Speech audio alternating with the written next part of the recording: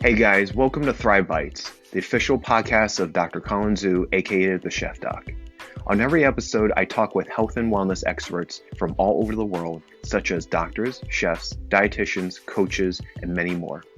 And I sit down with them and have casual conversations about plant-based lifestyle, how to elevate our emotional resilience, and what it really means to thrive. And I bring all of this to you. So let's get to this week's episode.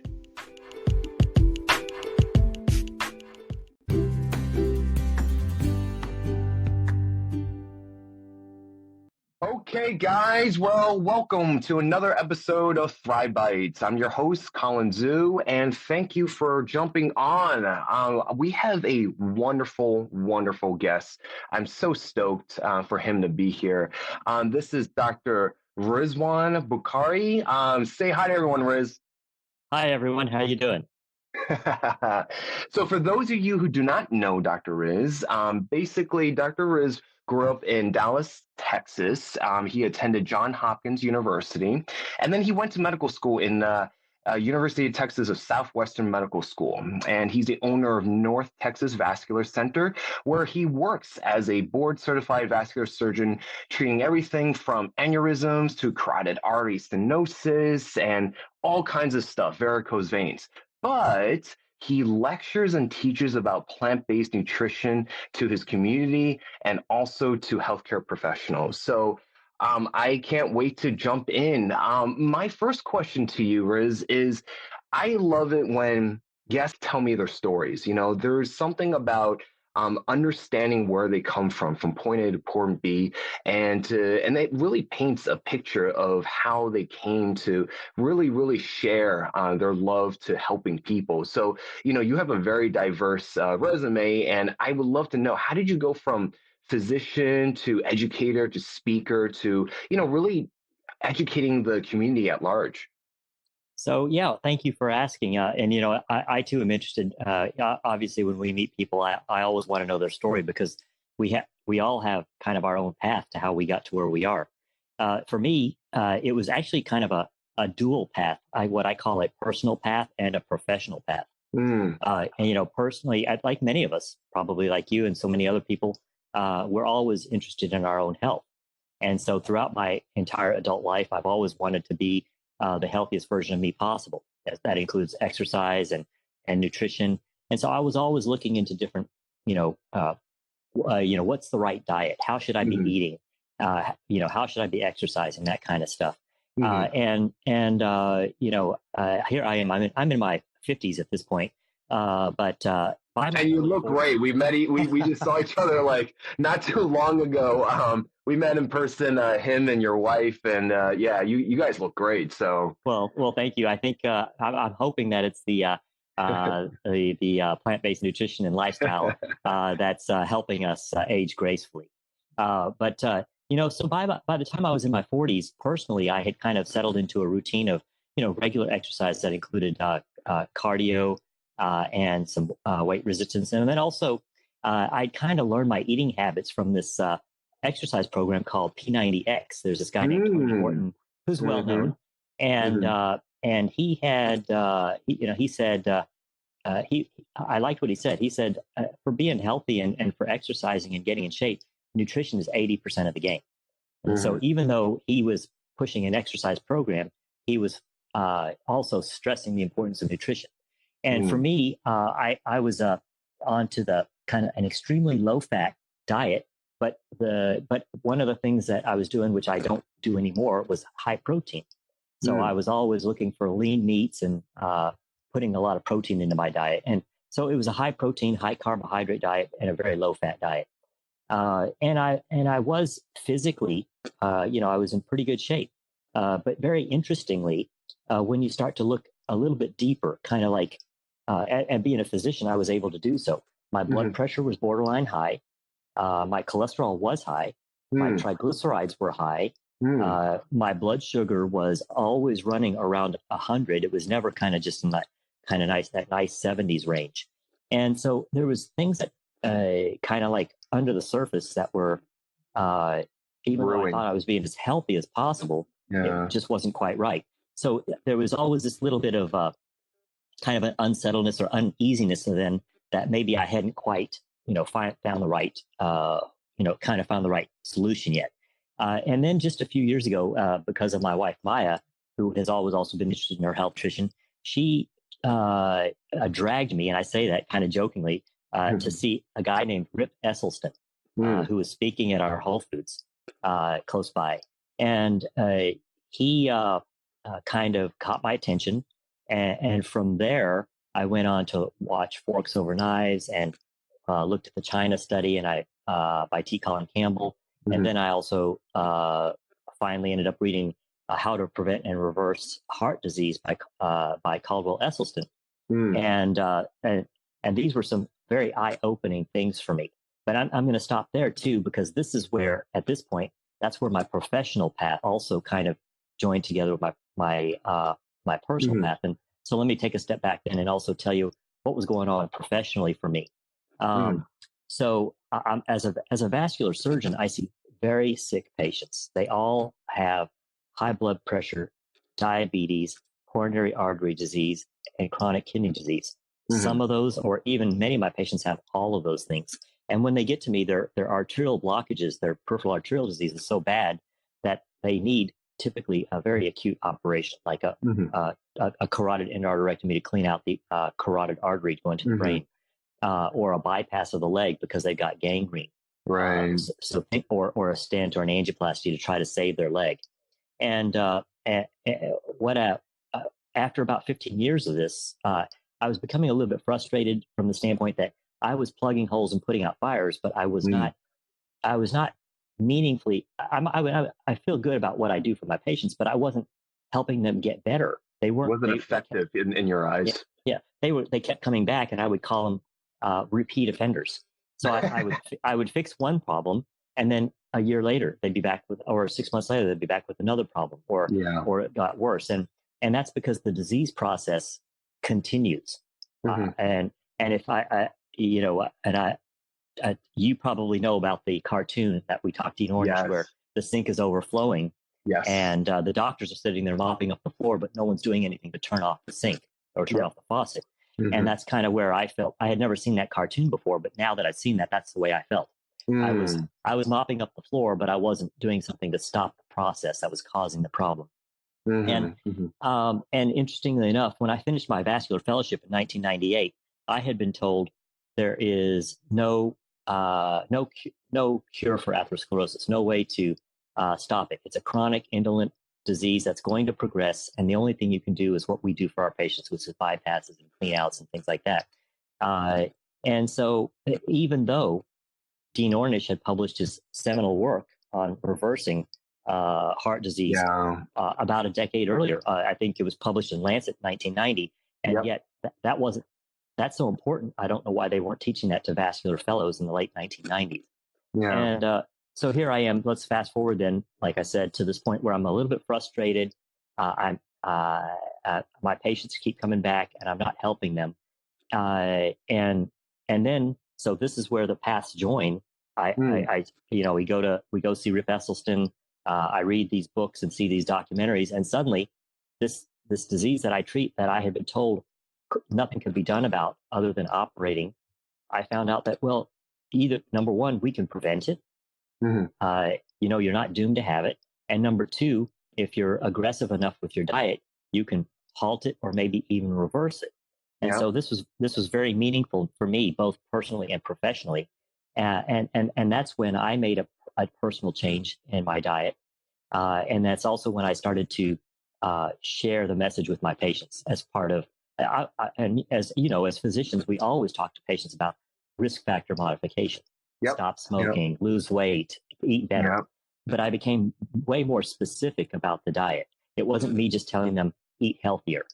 It was now I was advising them on a plant-based diet, plant-based nutrition, and how it was helpful for them as far as arresting their disease process and making their lifestyles better. And then from there, my wife and I, it became so important to us that we wanted to share this message to people beyond my patients who already had the disease. We wanted to learn, to try to get people to, we wanted to get to the community and try to teach people how not to get the disease.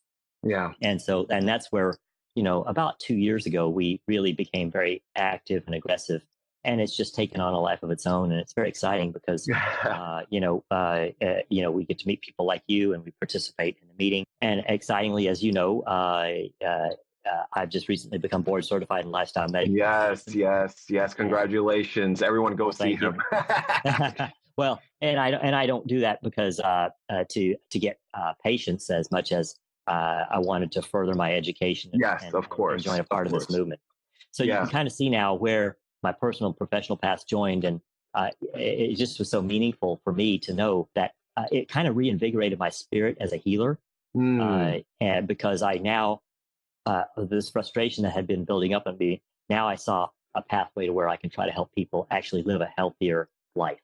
Yeah. And interesting, personally, all those things I told you about within 4 months, and it might have been sooner, but the next time I checked a lot of my parameters was about 4 months after I went plant based. My blood sugar normalized, my hypertension, my borderline hypertension went away. My cholesterol is 150, my LDL's 70. Incredible. My triglycerides normalized. So all these things, to me, that was kind of a personal anecdote or personal proof that changing your diet to this new way of eating, and it's what I call a lifestyle. It's not a diet like a a keto diet or or a Weight Watchers thing. Lifestyle change. Yeah, it's a lifestyle change, and within a few months, it all got better. Yeah. So there you go. Long story. Yeah. Well, thank you for sharing. I think it's very important to talk about how things come in full circle, right? Because the how you got here is made up of so many different things that led to this very moment. And so, really retelling the story, definitely, paints a picture not only for us and for the audience members, but also reminds you of where you've traveled and where you traveled from and how it's important to get to this point. And it's we'll talk about more about it later, but it's lifestyle medicine, the work that we do, it's really at the core of it is really about working on yourself. It's walking your talk. It's doing what you are also preaching to your patients, and I think that makes lifestyle medicine very or at least using evidence-based approaches, lifestyle approaches to help patients. I think that makes it the difference. No, I was going to say absolutely. I think that we have to be shining examples for our patients. We can't be obese and sedentary and tell our patients they have to eat well and exercise. It carries no credibility. But when we walk the talk, it's a lot easier. And my patients will sometimes I'll sit there and talk to them, and then they'll say, well, do you do this, Dr. Bukhari? And I say, absolutely. I believe in it so much that I believe I need to be an example, and I can't preach it to you unless I do it myself. Yeah. I mean, there's a lot of surveys, polls, and studies that they find that medical education, we don't have enough of it. 27% of all medical schools require nutrition. Was the last survey back in 2010. A lot of residents and medical students are not as confident. A lot of healthcare providers are not as confident with giving this type of information because of that very reason.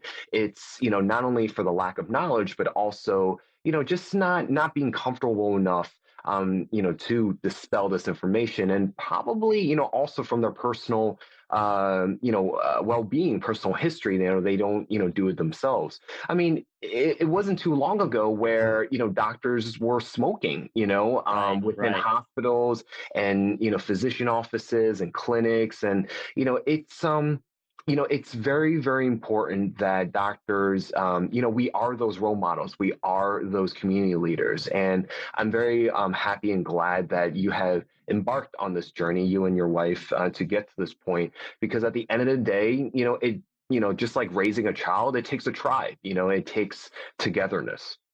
Right. And what's encouraging is that we see these kind of, we're not the only ones doing it. So many people are doing it in their own community, and that's what we love. And so we see that there's a lot of people who kind of feel this kind of this mission to help spread the word and promote health and wellness in our community in our country and in the world. Hey guys, we're going to be taking a short break, but don't go anywhere. We'll be right back.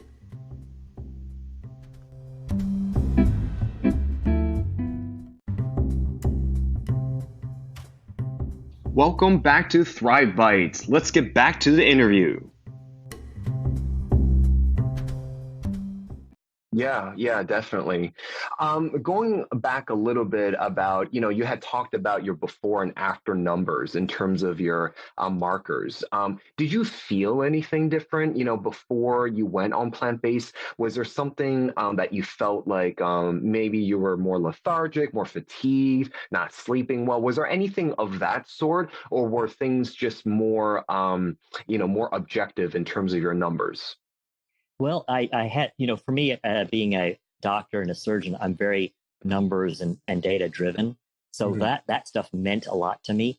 And then, of course, I feel like I'm pretty energetic, and I've got a lot of energy for a guy my age, and I work long hours. So I feel like that this lifestyle is suited for me. Now, I will tell you that I transitioned a little bit slowly. Oh, it took me I did it over the course of a few months. I've seen people who tell me when they went, they made a overnight transition, they felt a difference very quickly. I wonder if because I transitioned rather slowly, that I just didn't have that aha moment. So it's not, I do feel, I have plenty of energy and I run all day long, but I can't really pinpoint a moment where there was that sudden.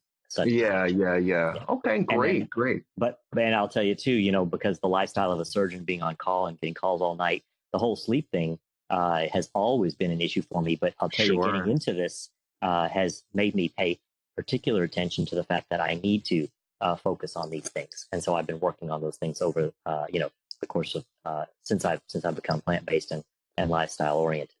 Right. Yeah, that's awesome. So my next question to you is that, from a vascular surgeon's perspective, and, you had talked about Dr. Esselstein's work with his surgery work. And then you also have Dr. Dean Ornish with his seminal work, like you mentioned, back in 1990. And obviously from a surgeon's perspective, and knowing the data that they produced and the procedures that they mentioned, it was it was a very groundbreaking, eye-opening work. I think Dr. Ornish's work, he produced it at 1 year, and then he did a follow-up study at 5 years. I'm curious to know, is there anything within your patient population or the work you've done over the last a couple years, since you've been transitioning and stuff and teaching patients, have you noticed anything different in terms of maybe like health outcomes, or maybe, patients just anecdotally saying that they're, feeling a lot better? Yeah. So, in kind of my traditional clinical setting, which is a little bit different than a research setting, Yeah. like Dr. Ornish had or Dr. Esselstyn had, it's a little bit harder to track these things. And what I would say is that there's a kind of keeping it real. For every 20 patients I counsel, one may latch onto the idea. So it's kind of pretty typical that it's the same way when, I would counsel patients on quitting smoking. 1 out of 20 might quit. And now this is a new message to many of my patients. They've never heard this before about, plant-based nutrition. All they've ever been told, even by their primary care doctors and their cardiologists, is you just need to eat healthier. But what does that mean? And then they're just kind of left to go figure it out on their own. And now I'm very specific about it. So they're all hearing this message, and that's what I want to do. Is I want to plant the seed. But then how many truly grab on? I'd say it's about 1 in 20. And so and then the other thing to kind of point out is that my patients already have very advanced disease, which need angioplasties and stents and atherectomies and bypass operations and endarterectomies. So it's not like I'm going to leave them alone and then have them, of course, do the lifestyle changes and hope and see if they get better, because these guys are already having strokes and they already have gangrene. So again, what I rely on in these patients is the more objective things that we can look at. Yeah. Is their hemoglobin A1C normalizing over time? Mm-hmm. Is their blood pressure improving? Is their cholesterol coming down? Is their LDL coming down? Those kind of things. Are the triglycerides coming down? And those are also, we use those things too to positively reinforce the lifestyle of those who actually begin to adopt it. So those are the things that I see more commonly. It's very hard to prove reversals of atherosclerosis because you also would have to take them back for further angiography and stuff like that. Yeah, kind of like what Dr. Ornish has done. And of course, those were within the confines of a clinical study where they. Very, very isolated, controlled environments, and I'm just very, very happy and fortunate that we have the research and evidence to back it up to kind of he spearheaded a lot of this stuff, and it leaves us with a better foundation. So I love the work that you do with the community. Off of your mission statement, you had mentioned that you love educating, you love empowering. You talk to professionals and the community at large. So I'm curious to know from your observations over time, what do you feel are the biggest misconceptions that you hear from your community members or your patients about food or nutrition, or basically when you're teaching them, like what do they come to you already having these sometimes misconceptions, you could say, or myths? Like what commonly have you heard, and how do you debunk it? Right. Of course, the biggest one, and it's no secret, and you've heard it a million times too, is probably the first thing they'll say is, what about, where am I going to get my protein from? Mm-hmm. So we all hear that, and of course we know that there's plenty of protein in a plant-based diet. I address it from several standpoints. I talk to them about how a 100-calorie meal of beans has the same amount of protein as a 100-calorie meal of meat, and then I also talk to them about I'll just say how meat protein is bad and has associations with cancers.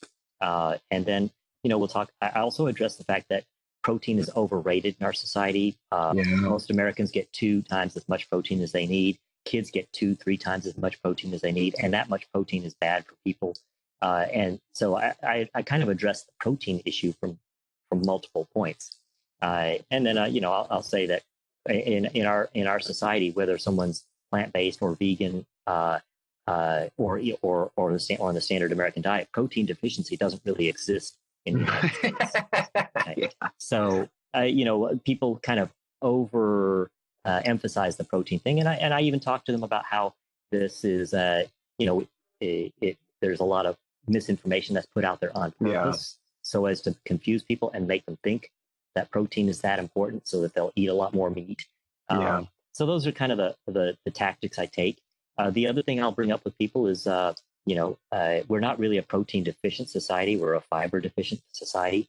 And address that with them and show them how a plant-based diet is not only going to get you enough protein, but it's going to get you plenty of fiber, and talk about the protective effects of that, as well as the phytonutrients and antioxidants and vitamins and minerals in a plant-based diet. So that's kind of, and it's interesting that protein misconception, it doesn't just apply to my patients, it applies to my colleagues as well. And it's shocking to me that because they're thinking the same thing. Right. And of course, so it all gets back to what you said earlier, where most physicians don't get, not only, the 27% that currently exist, that's not, they probably don't even get a reasonable amount of nutritional training. They probably just get a couple of hours. And so they don't get a reasonable amount of training. And so physicians in our society are subject to the same cultural, social, and political forces that shape our opinions that our patients and the general public are as well. And so they're no more well educated on general nutrition than the public. Now, I would say physicians know about the physiology of nutrition, calories and proteins and carbohydrates, but that's breaking it down to the macro level rather than kind of the bigger thing.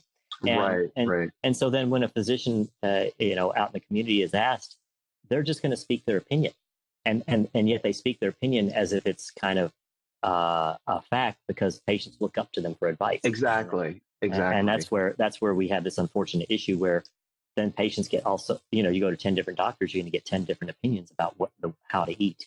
And I find that unfortunate. Yeah, yeah. I mean, personally, addressing the medical requirement, personally, I only received about 10 credit hours, and most of it was biochemistry. I don't know Hmm. if you received more or less, Oh, but I got none. oh, you All I got had is, none. yeah. Okay. Now remember, I'm probably a little bit older than you. I went to medical school in the late '80s, Uh-huh. so nutrition wasn't even on the horizon. So we got, like I said, we learned about the Krebs cycle, and we learned about you know protein calories and carbohydrate calories and fat calories and things like that. But we didn't learn about kind of the bigger picture. Kind of how Did you feel like your medical school training was more heavily emphasized in terms of pathophysiology and pharmacology? Of course, and that's what modern healthcare is. It's not healthcare; Mm, it's sick care, and mm. we are, and I'm not trying to take away from our physicians. We're very good at treating, disease, but we're not good at teaching people and how to prevent disease and how to stop. And that's what we need to do because, Yeah. as you well know, probably 80% of the chronic illness that we deal with towards the end of life is preventable if we live a different lifestyle.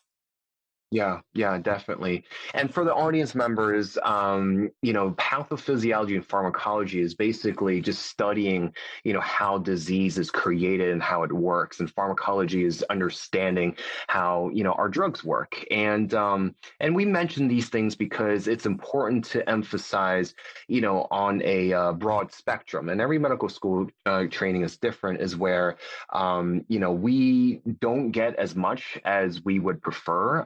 More of the health maintenance and the prevention, and and just staying healthy. Just being well, as opposed to we emphasize more on how did we get sick, and and staying sick, and what do we do about it. We don't do the opposite. And I think where Dr. Riz and I, it's we had to go outside, outside of all this to get the extra training. And that's how we got here.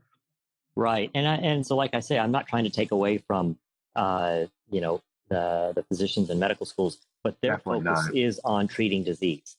And I do believe that we need to change our focus and incorporate some of those things into our curriculum to try to prevent disease because our society is heading in the wrong direction. And it's a pretty unsustainable trajectory where we're heading. So I believe that prevention is key.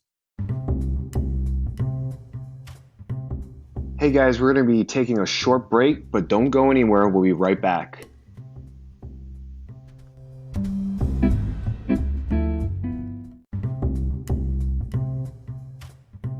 Welcome back to Thrive Bites. Let's get back to the interview. Yeah, yeah, definitely. So on that note, I love to talk about, what makes, my guests thrive. And that's really the centerpiece of the show is really, we do talk about diet and lifestyle and all these different things, but really at the core of it is the essence of the person. And so I had noticed that you and your wife you've gone on a retreat, a spirituality retreat. And I would Hmm. love to Yeah. kind of love for you to kind of talk about that, because I think it'd be interesting from, your perspective, and, having worked as a surgeon, why did you feel like that, that was important for you and your wife to do? And how does that play into everything? Well, when we talk about this is kind of interesting. When on our path, both Maya and I were on a path, and we started with plant-based nutrition uh, as a way for better health. And in researching it and learning about it, we came across the blue zone concept, which Hmm. is the 5 areas in the world where we have the people who have the most concentration of centenarians, or people who live to be 100 or more.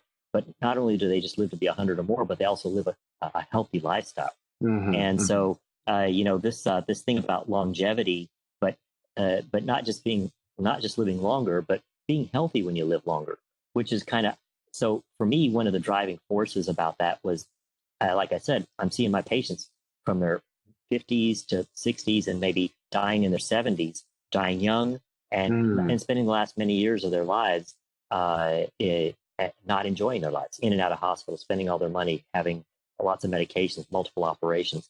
And so living longer and healthier was important to us. And so we came across this blue zone concept in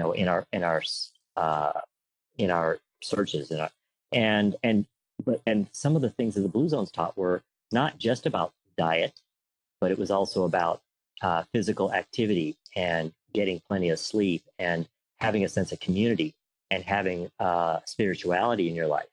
And so there was these multiple facets to the blue zones, and Maya and I began to realize it's not just about the way you eat. There's many other aspects about lifestyle that are important, and that are characteristics of these people who live longer, healthier lives.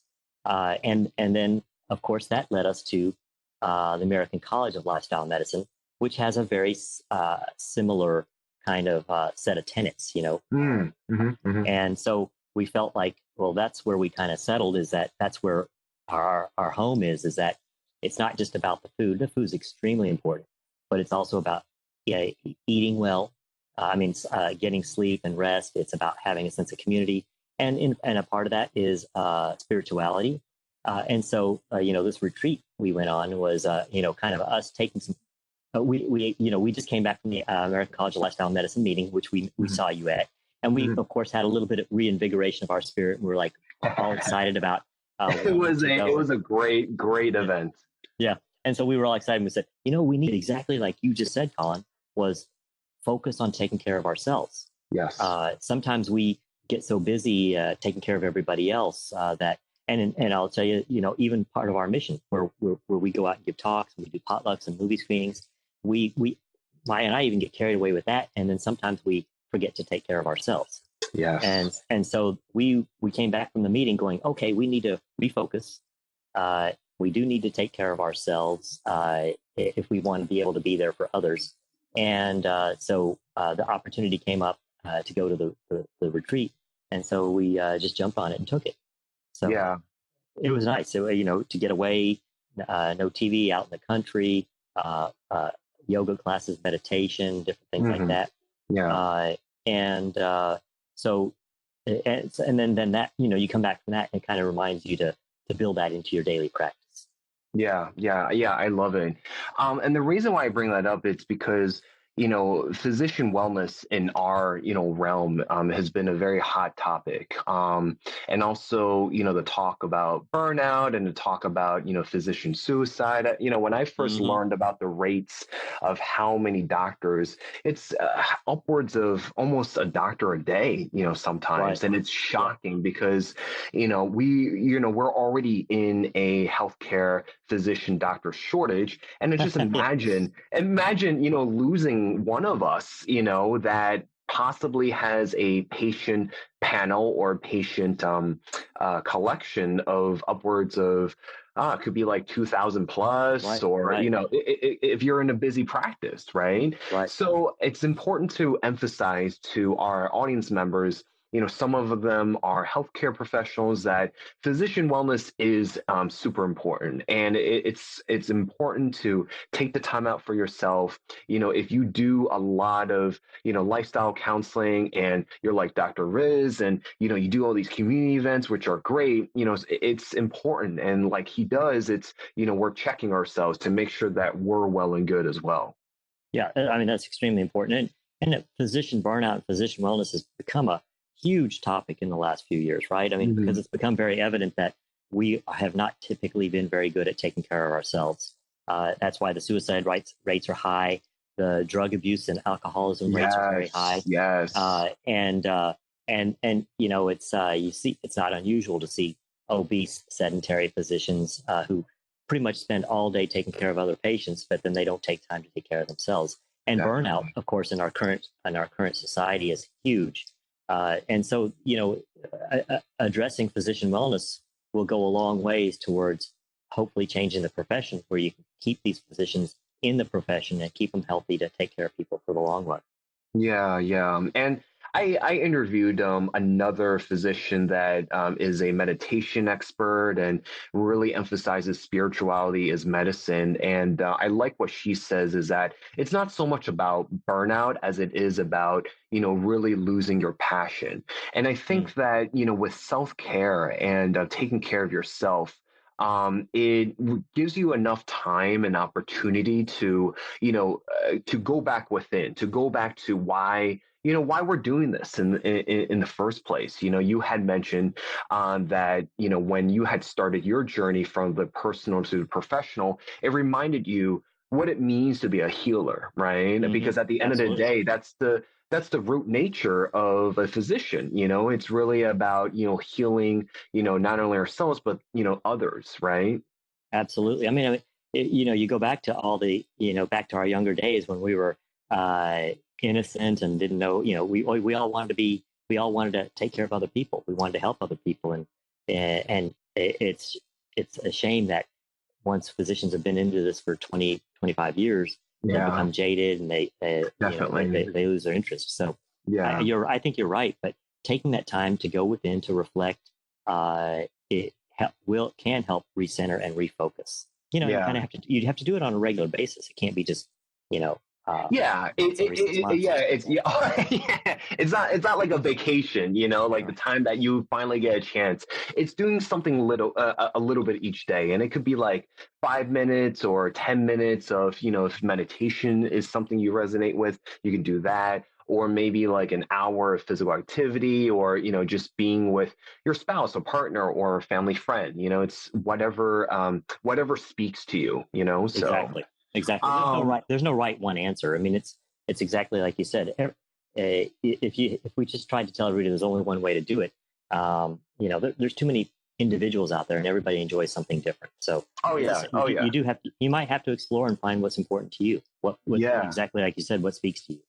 definitely, definitely. Riz, I love this. I'm going to close out. I love learning, and you had mentioned this a little bit before. What has made you personally thrive? Like what gets you up in the morning? Like when you look yourself in the mirror and said, like this is why I'm this day has been worth it because of X, Y, and Z. What has made that feeling, manifest? And then from there, I would love to learn, I'm very action oriented, and I love for you to impart 3 tips for our audience members to improve their lives right now. Okay. Okay. Well, what gets me up in the morning, what invigorates me, what makes me happy is that when I feel like I've helped someone. And it can be through my traditional profession as a vascular surgeon, where I've done something that's made a tremendous impact in their lives and has made them better, or even now, like I said, now through the work that we're doing with Hmm. lifestyle medicine and plant-based nutrition. So those things do get me up every day and make me excited, I look forward to having. It is kind of a selfish thing, really, where I feel happy because and rewarded because somebody is better because of something that I've done. But Hmm. maybe it's positive feedback or something. So I don't think it's selfish at all. I mean, like you're doing great work, and if patients are able to reflect that back to you, that's just positive reinforcement, if anything. yeah, exactly. So I think that the first thing that comes to my mind is just that as a society we are becoming so unhealthy uh, that I would like people to just take a step back and take a look within and say, let's not continue to go down this path. What can I do to uh, focus on myself and become healthier so that I can live a better life? And so it's just, I want people to, the number one thing then basically is for us to become more aware. Mm, I think that we're kind of walking around like zombies, mm, where or we have blinders on, where we're kind of ignoring, or we're putting our head in the sand, where we kind of know something that's going on, but we're not taking the time to reflect and say, okay, yeah, there really is something going on. Let's become more self-aware so that we can make a change. And yeah. so for me, I'd love to impart that on people is please take a look and recognize that we need to change the way we're doing things. Self Uh, reflection. Yeah. yeah. And so I think that's important. And then along the same lines, understand and recognize that it's important to take care of yourself.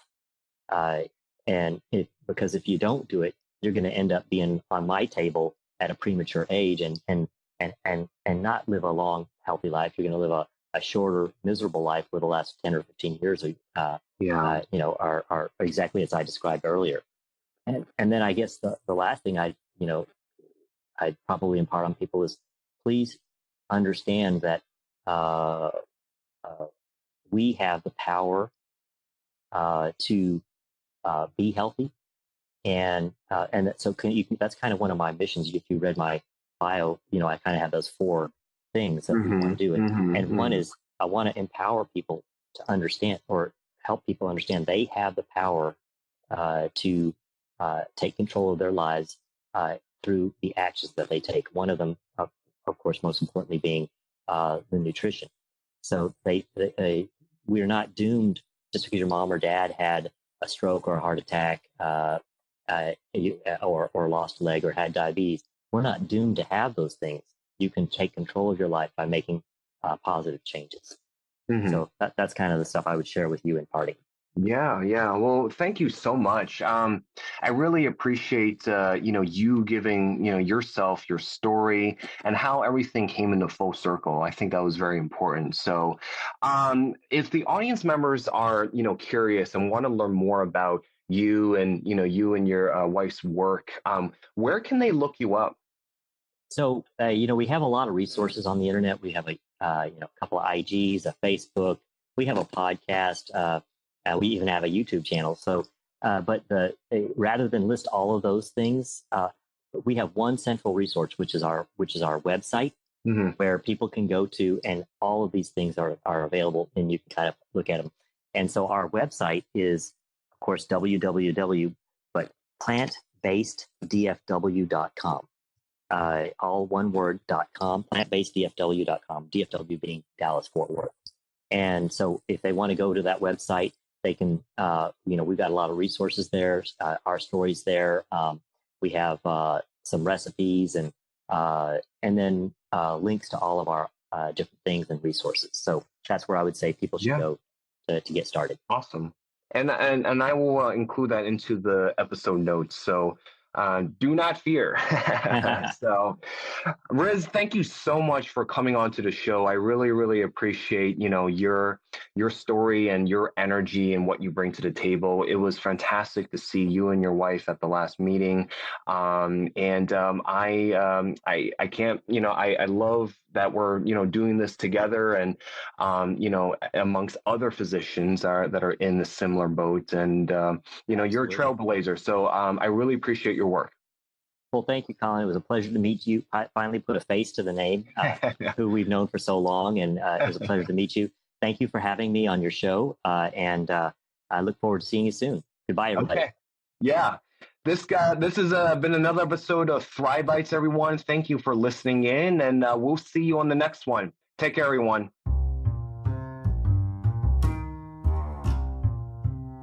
Hey guys, that was another episode of Thrive Bites. If you like that episode, please subscribe and follow weekly for new episodes. And don't forget to rate us on Apple Podcasts.